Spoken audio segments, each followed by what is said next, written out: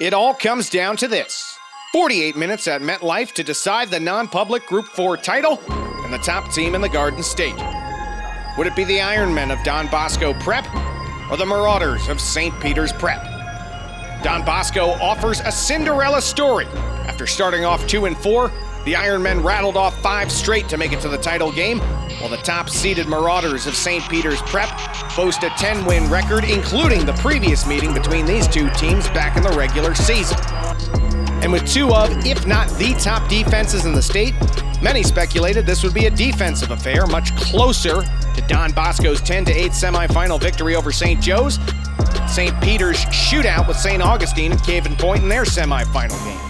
On the opening drive, Kyle Manungai with nowhere to go, so that take about defenses looking strong early on. Third down for Don Bosco, it's Cody Simon, the All-American, not allowing Nestor Antigua to reach the sticks. So St. Peter's takes over. The sophomore running back Paul Lefkowitz picking up a first down, but on that same drive, Jameer Green breaks free and gets to Tahj Bullock, throwing the quarterback to the ground on third down. Don Bosco gets the ball back. Similarly, we go to a third down for the Ironmen. Jake Robbins, the junior quarterback, rolls out to his left, finds Luke Gatson, but Christian LeBrun, the sophomore safety for the Marauders, making the tackle before Gatson can reach the sticks. And the Marauder offense won't even get the football. The punt is fielded by the All-American Cody Simon, who tiptoes his way along the sideline, cuts back to the middle as he will go 70 yards to the end zone to get the Marauders on board first in the championship game. 7-0 St. Peter's in the first quarter. Don Bosco looking to respond, and respond they will. Jalen Berger, another All-American, goes 49 yards to bring the ball into Marauder territory. It's a few plays later, he picks up a first down right up the middle, and then just 2 plays from there, one All-American has scored.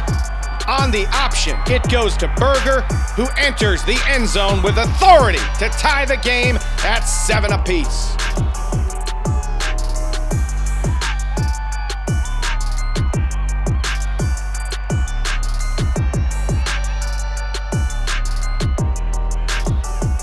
Drive, Don Bosco's defense gets a stop as the freshman Cameron Lenhart wraps up Lefkowitz at the line of scrimmage. Marauders would be forced to punt. When they do punt, Jameer Green gets a hand on the ball, and the Navy-bound senior Colin Ramos scoops it up in the end zone for an Ironman touchdown as his team leads 14-7 in the first quarter of the championship game.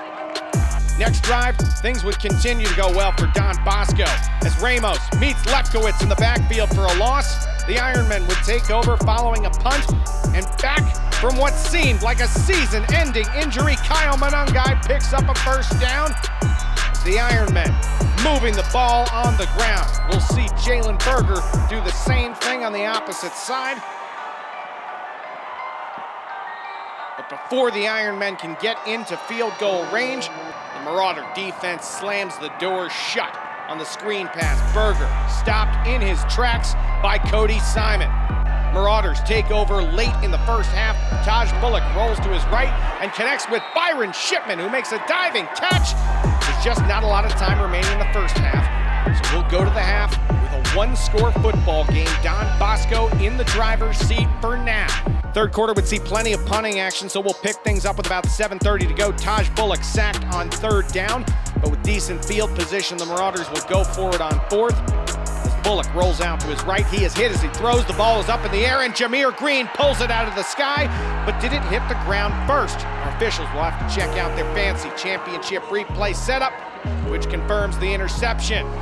Now Don Bosco in the fourth quarter facing a fourth down situation of their own. This time the junior Ethan Rodriguez gets a hand on the ball to tip it away.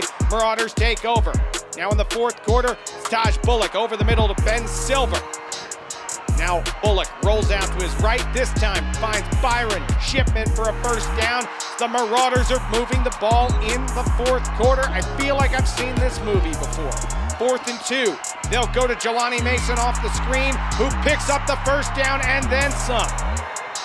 Very next play, Bullock drops back, looks to his left, finds Mason again, but John Alvarado tackles him before he can get anywhere. A few plays later, Bullock out of the gun. Looks up the middle and into the end zone goes the junior quarterback, who brings his team within 1. instead of kicking the extra point, a gutsy call from Rich Hansen. They'll decide to go for two. They'll call number one again, Jelani Mason, who finds the pylon on the near sideline into the end zone to give the Marauders a 1-point lead. With 5 minutes to go in the fourth quarter, St. Peter's Prep has a lead for the first time since the first quarter. Now Jaquil Batts on third down in for an injured Jake Robbins, connecting with Jalen Berger in a clutch spot, about 3 minutes to go in the ball game. But the Peters defense not going to give them much more on third down.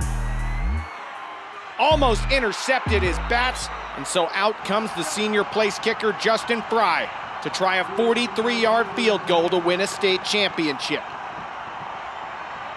Instead, the senior Quentin Lemon for St. Peter's blocks the kick, and Avery Powell, the sophomore, scoops it up and goes all the way to extend St. Peter's lead to 7 with less than a minute to go.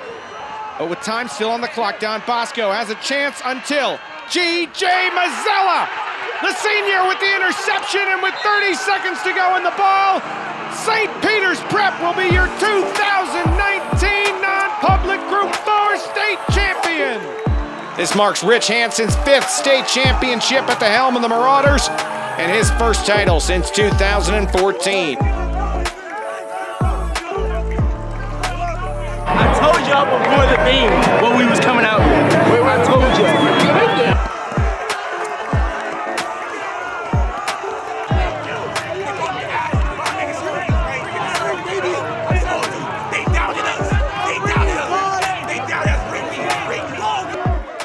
In the midst of all the celebrations on the field, our own Lou Brogno caught up with the victorious Coach Hansen.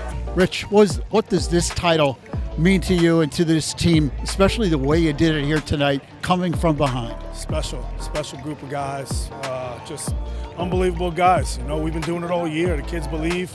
They found a way to do it again, and I can't say enough about them. You know, just from us to come in here and be an underdog at 10-1.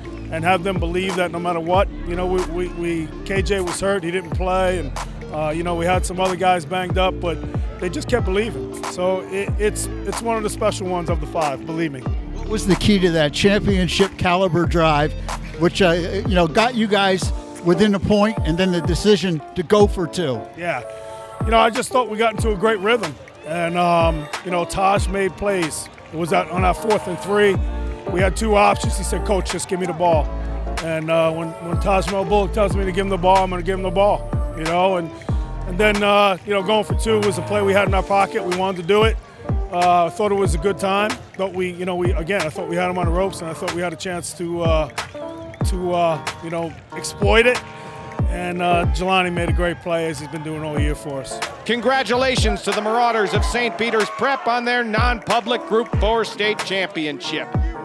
Special thanks to all the teams in non-public Group 4 for an incredibly exciting year. From MetLife Stadium for the last time in 2019, for Inside Varsity Sports, I'm Rich DeCourt.